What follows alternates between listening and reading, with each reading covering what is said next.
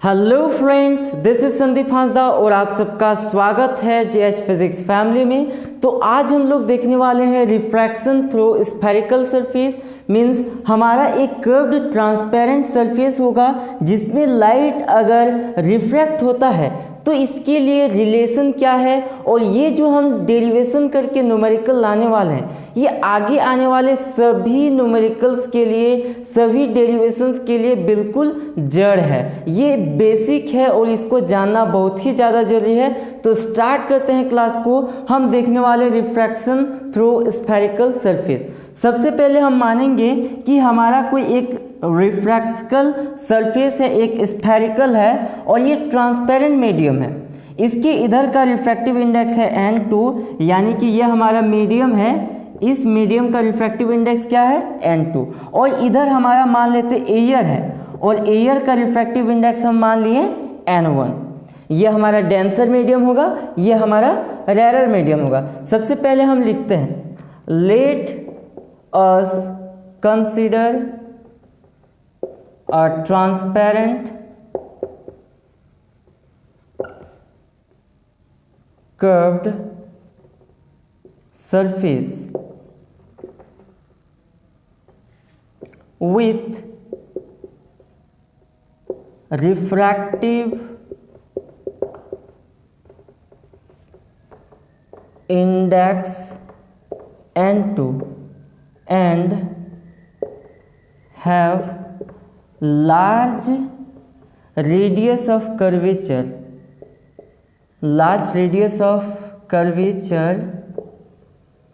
R। हमने क्या माना? एक ट्रांसपेरेंट सरफेस है AB जिसका रिफ्रैक्टिव इंडेक्स है N2 और इसका जो रेडियस है ये काफ़ी बड़ा है R, रेडियस ऑफ कर्वेचर। और हम मान लेते हैं कि एक ऑब्जेक्ट है पॉइंट ऑफ O पर, तो O और M के बीच में जो डिस्टेंस होगा इस डिस्टेंस को हम बोलेंगे डिस्टेंस ऑफ ऑब्जेक्ट U। और यहाँ M से I के बीच में जो डिस्टेंस है इसको हम बोलेंगे डिस्टेंस ऑफ इमेज V। ये लेफ्ट साइड है इसलिए हम नेगेटिव लेंगे इसको, और ये राइट साइड है इसलिए हम इसको पॉजिटिव लेंगे। अब यहाँ हम तीन एंगल मान लेते हैं कि यहाँ पे एंगल बना अल्फा, यहाँ पे बना बीटा और यहाँ पे बना गामा। इससे पहले ये लिखना है let an object is placed at point O and its final image is formed at point I। और इसमें हम नेचर में क्या लिख सकते हैं? Image is real. इमेज हमारा रियल है क्योंकि एक्चुअल में लाइट यहाँ पे कटा हुआ है, यहाँ पर एक लाइट दूसरा लाइट सभी एक दूसरे से इंटरसेक्ट किए, यहाँ पे इमेज बना है, रियल इमेज है। अब हम क्या लिख सकते हैं? एंगल अल्फा, एंगल बीटा और एंगल गामा के बारे में हम लिखते हैं। एंगल बीटा के बारे में हम क्या लिख सकते हैं? हम लिख सकते हैं angle beta is equal to, क्या लिख सकते हैं? ये हमारा लाइट इंसिडेंट हुआ इस डायरेक्शन में। अब यहाँ देखते हैं कि नॉर्मल खींचने के लिए हम क्या करते हैं? सेंटर से किसी भी पॉइंट को मिला देंगे तो ये नॉर्मल होगा। नॉर्मल और इंसिडेंट रे के बीच में एंगल आई, और हम जानते हैं कि ये हमारा रेरर मीडियम है, ये डेंसर मीडियम है, मतलब कि लाइट नॉर्मल की ओर बेंट होगा। इस लाइट को जाना चाहिए था इस डायरेक्शन में, लेकिन बेंट होके ये नॉर्मल की ओर आया। ये है हमारा रिफ्रैक्टेड रे। रिफ्रैक्टेड रे और नॉर्मल के बीच में हम एंगल बोल सकते हैं एंगल R।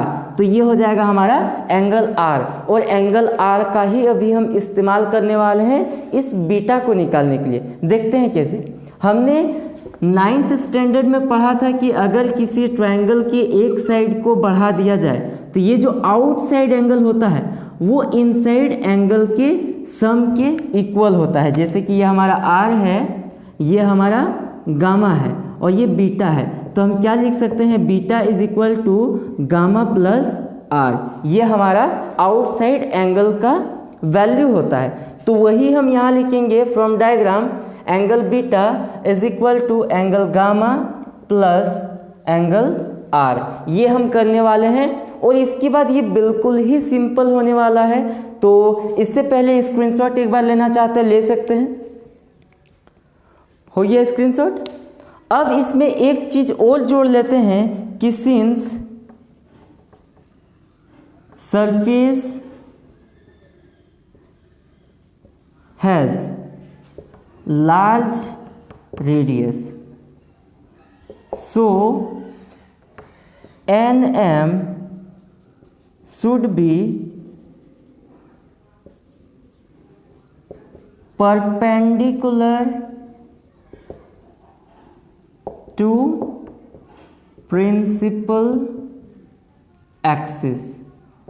हम क्या लिख सकते हैं कि ये जो हमारा सरफेस है ये बहुत बड़े स्फीयर का हिस्सा है और इसमें हमने ये रेडियस लिया है। तो ये जो हमारा लाइट होगा ये लगभग लगेगा कि क्या है, नॉर्मल है। NM हमारा नॉर्मल लगेगा, ये लाइट इस प्रिंसिपल एक्सिस के परपेंडिकुलर है। बस इसी का ज़रूरत है, फिर हम एकदम सिंपल तरीके से इसको बनाएंगे।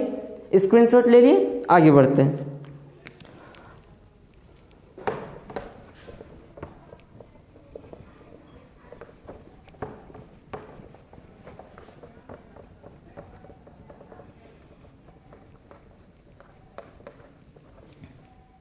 अब हम यहाँ देखने वाले हैं इस ट्रायंगल में इस एंगल का टेंजेंट निकालें, यानी कि हम निकालना चाहते हैं टेन अल्फा।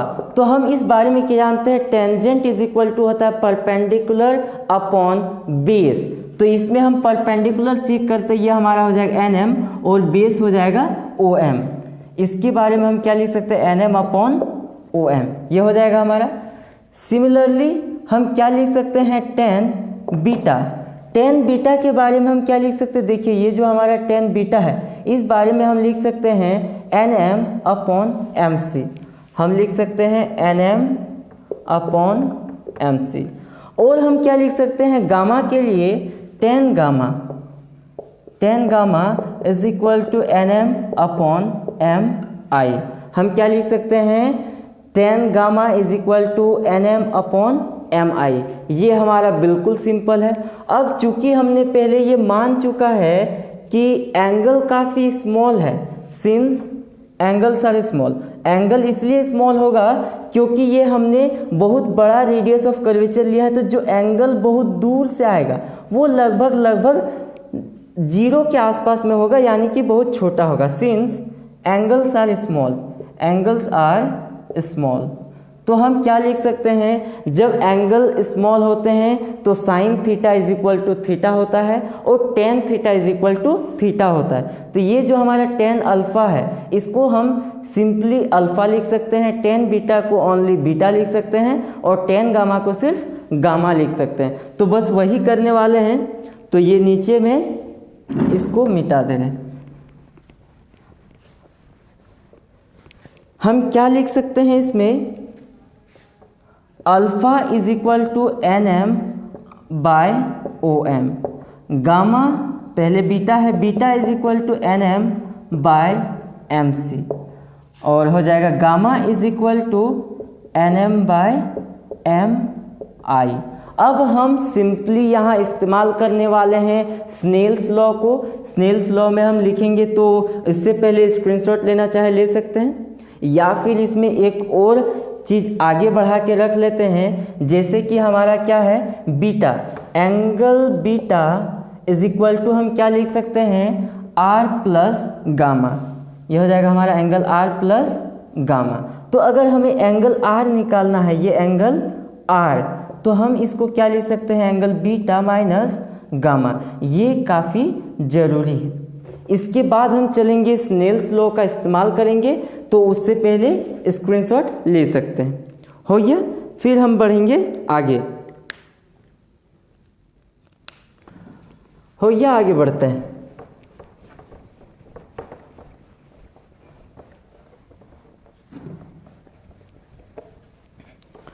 अब हम लगाने वाले हैं फ्रॉम स्नेल्स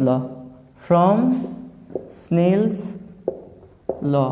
स्नेल्स लॉ के द्वारा हम क्या जानते हैं, sine I upon sine R, और ये क्या होगा, refractive index of second medium with respect to first medium. अब एंगल आई के बारे में हम क्या लिख सकते हैं और एंगल आर के बारे में हम क्या लिख सकते हैं। अब यहाँ हम दूसरा बात ये भी लिख सकते हैं कि एंगल आई और एंगल आर ये काफ़ी स्मॉल है, तो ये साइन वाला टर्म हट जाएगा। तो हम यहाँ फिर आगे लिख सकते हैं, सिंस एंगल्स आर स्मॉल, तो ये हमारा साइन वाला टर्म एमिट हो जाएगा। तो बचेगा I upon R is equal to N2 by N1। अब इसको क्रॉस मल्टीप्लिकेशन करते हैं, हम लिख सकते हैं N1I is equal to N2R। अब बस हमें कुछ नहीं करना है, एंगल I और एंगल R का वैल्यू पुट करना है। तो बस यहाँ पुट करने वाले हैं। एंगल R के बारे में हम क्या लिख सकते हैं, एंगल बीटा और एंगल गामा। तो अब हम बढ़ते हैं आगे, हम इन दोनों के वैल्यू को पुट करने वाले हैं। हम पहले निकाल लेते हैं कि R क्या होगा और I क्या होगा। देखते हैं यहाँ पे, जैसे कि हमारा R इज इक्वल टू आया है beta, beta is equal to आया है गामा प्लस R, तो हम क्या लिख सकते हैं, R is equal to beta minus gamma. उसी तरह इस ट्राइंगल में देखेंगे, अगर NOC ट्राइंगल में, तो इसमें क्या मिलेगा हमें, ये इसको पहले लिख लेते हैं, इसको एक ऐसे करके रख लेते हैं बॉक्स बनाकर, और हम क्या लिखेंगे, in triangle ONC, in triangle ONC में हम क्या लिख सकते हैं, angle I is equal to होगा R plus beta. Same in triangle O नहीं होगा, NIC, इन ट्राइंगल NIC हम क्या लिख सकते हैं, इसमें हम लिख सकते हैं R is equal to beta minus gamma. बस इसका अब वैल्यू पुट करने की बारी है और हमारा ये डेरिवेशन कंप्लीट हो जाएगा। तो स्टार्ट करते हैं आगे बढ़ने से पहले इसको स्क्रीनशॉट ले लीजिए, फिर हम बढ़ेंगे आगे। यहाँ हम देखने वाले हैं वैल्यू पुट करके।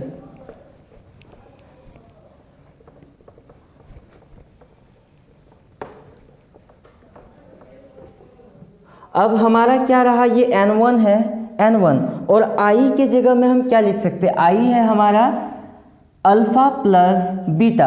अब अल्फ़ा के बारे में इसको लिख सकते हैं अल्फ़ा प्लस बीटा, और N2 मल्टीप्लिकेशन में R है हमारा, R की जगह क्या लिख सकते हैं, बीटा माइनस गामा। इसके जगह हम लिख सकते हैं बीटा माइनस गामा। इसको फिर हम आगे बढ़ाएं, N1 alpha plus N1 beta is equal to N2 beta minus N2 gamma. तो बीटा वाले टर्म को एक साइड लेके आते हैं और अल्फ़ा और गामा वाले को एक साइड लेके आते हैं। ये हमारा हो जाएगा N1 अल्फ़ा, और ये माइनस में है, इस साइड आ जाएगा तो हो जाएगा प्लस, और ये हमारा है N2 बीटा। अगर इसको इस साइड लेके आएंगे तो क्या हो जाएगा, माइनस N1 बीटा। अब हम बस वैल्यू को पुट करेंगे N1। अब अल्फ़ा के बारे में हम क्या लिख सकते हैं, NM अपॉन OM। इसके बारे में हम लिख सकते हैं NM upon OM। N2 gamma के बारे में हम क्या लिख सकते हैं, NM upon MC, in triangle NMI हम लिख सकते हैं NM बाय MI। इसके बाद ये हमारा ये टर्म रहेगा N2, और बीटा के बारे में हम क्या लिख सकते हैं, NM by MC, NM by MC। ये हो गया माइनस N1, और फिर यही बीटा टर्म है तो इसके बारे में हम लिखेंगे फिर से NM बाय MC। तो ये हमारा NM MC ये कॉमन है, तो कॉमन पहले निकाल लेते हैं। बस कैलकुलेशन करना रह गया है, बाकी सब कंप्लीट है। ये हमारा हो जाएगा N1 और NM दोनों में कॉमन है, NM को हम बाहर निकाल लेते हैं। तो क्या बचेगा, N1 by OM plus N2 by MI, ये हमारा टर्म बचेगा। और इस साइड में हमारा क्या बचेगा, NM बाय mc, पूरा का पूरा बाहर निकलेगा और क्या बचेगा n2 माइनस n1। तो nm को हम कैंसिल आउट कर सकते हैं, फिर क्या बचेगा n1 by om plus n2 by mi is equal to क्या होगा n2 minus n1 bye mc। अब बस वैल्यू पुट करना है कि इन तीनों का वैल्यू क्या है। OM हमने क्या माना था, डिस्टेंस ऑफ ऑब्जेक्ट, और ये लेफ्ट साइड है इसलिए हम इसको क्या लिख सकते हैं माइनस। ये हमारा हो जाएगा n1 bye minus u plus n2, और ये डिवाइड में क्या है mi है, mi डिस्टेंस ऑफ इमेज, और ये राइट साइड है इसलिए हम इसको लिखेंगे प्लस में v is equal to n2 minus n1, और mc हम देखेंगे mc, ये है हमारा रेडियस ऑफ कर्वेचर r, और ये राइट साइड है इसलिए क्या हो जाएगा प्लस में।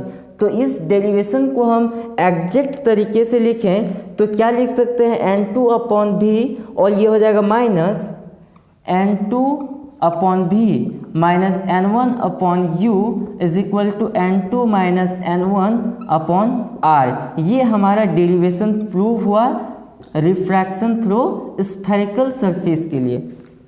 ये हमारा डेरिवेशन कंप्लीट है और ये काफ़ी ज़रूरी है, तो ज़रूर से ज़रूर इसको तैयारी कर लीजिएगा। All the very best of luck, पढ़ते रहिए। Thank you.